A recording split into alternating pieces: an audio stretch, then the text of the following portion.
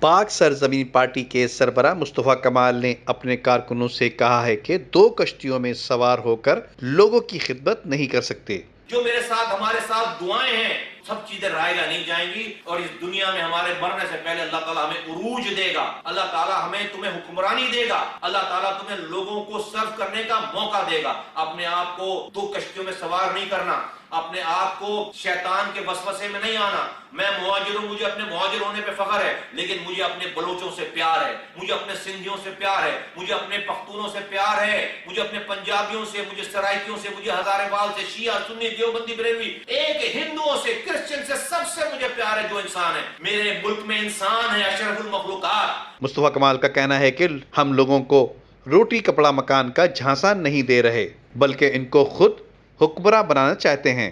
ہم کوئی روٹی کپڑا مکان دینے کا وعدہ نہیں کر رہے، ہم لوگوں کو حکمران بنا دیں گے، گلیوں میں، گوٹھوں میں، گاؤں میں، کیونکہ ہم پاکستان کے سارے اختیارات اور وسائل ہم گلیوں میں لے آئیں گے، ہم چوراہوں پہ لے آئیں گے، ہم محلوں میں لے آئیں گے، ہم شہروں میں لے آئیں گے، ہم گوٹھوں میں لے آئیں گے، اور اس طرح ترقی ہوگی پاکستان کی، اور دنیا نے اسی طرح ترقی کی ہے۔ پاک سرزمین پارٹی کے سربراہ مصطفیٰ کمال نے اپنا عزم دہراتے ہوئے کہا کہ ہم پاکستان کے نظام کا اختیار گلیوں اور گوٹھوں میں رہنے والوں کو دینا چاہتے ہیں۔ Nadeem Siddiqui, M7 city news, Karachi.